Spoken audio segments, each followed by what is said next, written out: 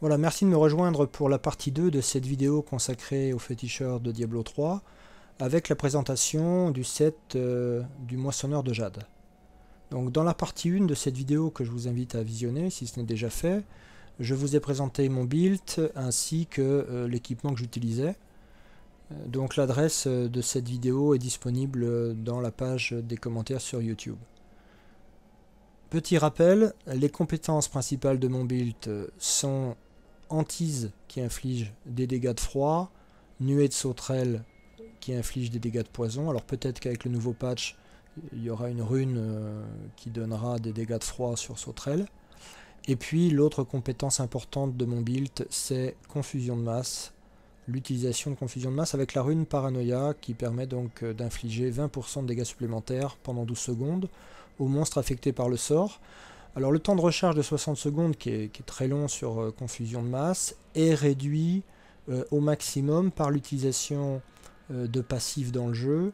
Il est réduit également par cette arme là, une dague légendaire, le dernier souffle, et l'utilisation d'un diamant dans le casque, ce qui nous permet, comme je vous l'ai montré, d'avoir 40% de réduction de temps de recharge.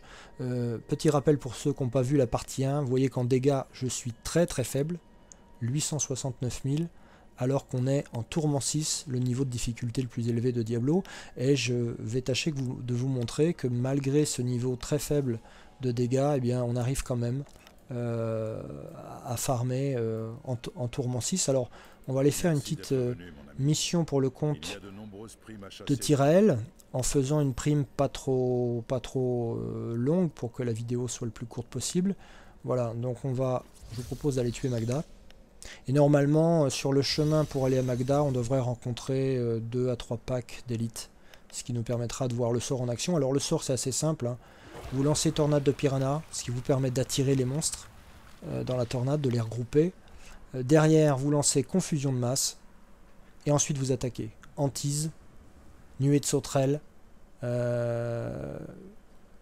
Nuée de sauterelles, soyez prudent avec ce sort, il faut l'utiliser avec parcimonie parce que, comme vous le voyez ici, on voit le globe de mana, il consomme beaucoup de ressources, ce sort-là, donc il ne faut pas le lancer trop tôt, il faut pas le lancer, il faut pas cliquer bêtement sur le bouton de la souris. Moi ce que je fais, je lance d'abord hantise, ensuite nuée de sauterelles, et derrière moisson d'âme en essayant d'attendre un petit peu avant de lancer moisson d'âme.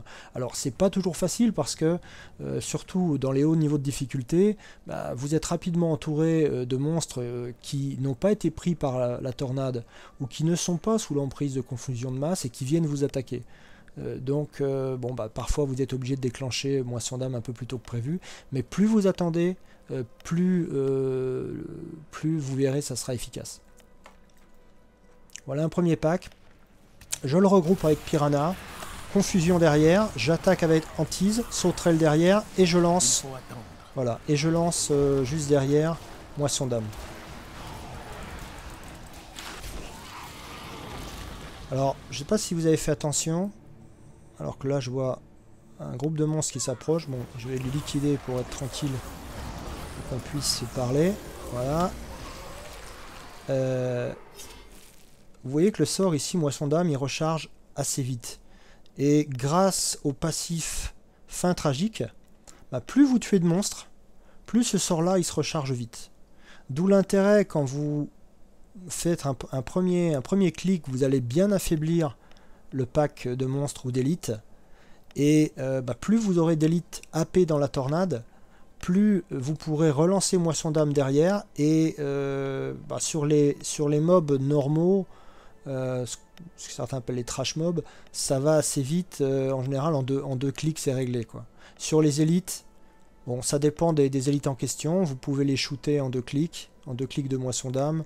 Parfois il faut plus de temps, ça dépend aussi s'ils ont été tous affectés par confusion de masse ou pas. Alors le principe de confusion de masse sur un pack d'élite, c'est de bien prendre le mob, l'élite le plus fort. Donc quand vous avez par exemple un pack jaune entouré de serviteurs bleus, faites bien attention à ce que le jaune, si possible, soit sous l'emprise de confusion de masse, parce que comme ça, c'est le plus fort du groupe, il va commencer à attaquer ses propres serviteurs.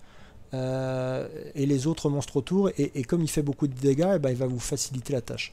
Alors l'idéal évidemment c'est d'avoir tous les élites affectés ensemble, d'où l'intérêt donc de Piranha pour essayer de les regrouper. Allez, on avance, j'espère qu'on va tomber sur rapidement un pack. Bon, là il y a encore des petits mobs à liquider, bon, rien de très compliqué. Alors ils n'ont pas été tués en une fois, c'est pas grave. Vous voyez que Moisson d'âme était revenu à 0, donc je vais pouvoir le déclencher assez vite. Voilà. Piranha, j'attaque avec hantise. Sauterelle, et je lance le sort derrière. Voilà. Alors là on voit un pack ici, vous voyez. Un pack d'élite qui arrive. Alors je les regroupe. Je les désoriente. Alors en plus avec mon amulette spéciale arcane que je vous ai présenté tout à l'heure, bah, j'ai pas trop de soucis avec les arcanes. Vous voyez, je peux me balader sans avoir de dégâts.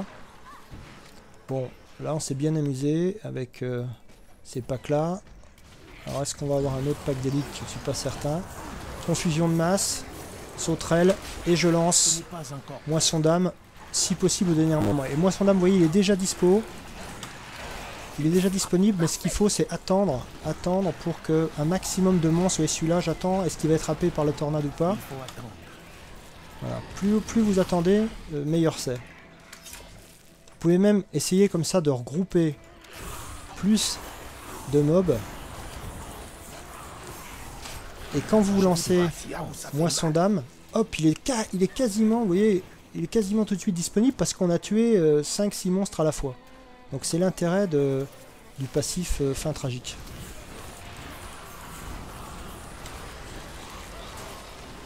Bon, apparemment il n'y a plus d'élite sur ma route. À moins qu'il y en ait un ici peut-être. Alors attention, il y a un berserker. Il vaut mieux le désorienter. Et là je reste, vous voyez, je reste au milieu de la tornade. Je me protège quelque part en restant au milieu. Alors attention aussi que les monstres soient bien désorientés, parce que s'ils ne sont pas désorientés, eh bien, vous pouvez vous faire shooter. Voilà. Bon allez, on va pas traîner trop longtemps ici. Alors, on va aller voir Magda. Alors, une précision avant d'attaquer Magda. Précision importante sur la rune confusion de masse. Cette compétence confusion de masse ne fonctionne pas, elle ne désoriente pas les boss. Comme Magda, comme Diablo, comme le boucher. Ils ne vont pas être affectés, ils ne vont pas être désorientés. Ils vont subir plus de dégâts, mais par contre, cette compétence-là, elle sera à moitié efficace. C'est pour ça que avant d'attaquer un boss, il faut vous poser la question, est-ce que confusion de masse a un sens? Je m'explique. Dans le cas de Magda, ça a un sens, parce que Magda est un boss qui fait apparaître des serviteurs. Comme par exemple Asmodan, comme Magda fait apparaître des serviteurs, le roi squelette par exemple fait apparaître beaucoup de serviteurs.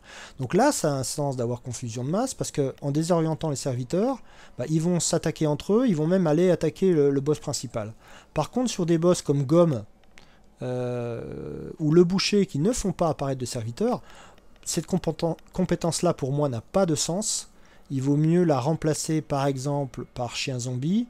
Surtout si vous avez cette rune-là, l'anneau, le doigt de l'homme grand, faire apparaître un gros chien qui sera plus efficace que cette compétence qui a en plus, on l'a vu, un temps de recharge assez long. Bon allez, on va attaquer Magda, et donc vous allez voir, je ne vais pas lancer confusion de masse au début, puisqu'il n'y a pas de serviteurs, je vais attendre que les serviteurs apparaissent pour utiliser cette compétence-là. Je me rapproche de Magda. Voilà. Piranha, je peux lancer. Hantise, sauterelle, oui, pourquoi pas. Ce n'est pas encore prêt. Là, vous voyez, les serviteurs commencent d'apparaître. Alors, je peux même faire exprès d'attendre encore un petit peu pour bien vous montrer. Mais ils veulent pas bouger. Voilà. Là, je peux lancer confusion de masse, parce que, vous voyez, là, le petit tourbillon au-dessus du monstre. Et le monstre, il commence à attaquer ses... entre guillemets, ses congénères. Voilà, Magda, elle a baissé de moitié, là. Elle a baissé de moitié. Alors là, mes monstres, vous voyez, j'ai pas de tourbillon, donc ils sont pas désorientés. Par contre, ma confusion de masse est pratiquement revenue à 0, donc je vais pouvoir la relancer juste derrière. Par contre, il faut que j'essaie d'avoir un maximum de monstres, ce qui n'est pas toujours évident.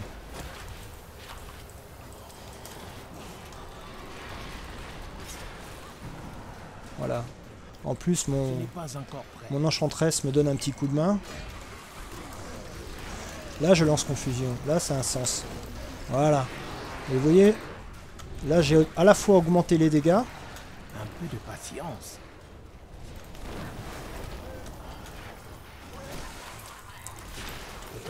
Voilà. J'ai à la fois augmenté les dégâts et désorienté les ennemis. Donc, confusion de masse à utiliser avec parcimonie, à bon escient. Alors, il y a un petit coup de main à prendre, hein, c'est pas toujours facile. Moi, il m'a fallu quelques jours pour arriver à maîtriser cette technique. L'idée, c'est de ne pas lancer confusion de masse et moisson d'âme bêtement.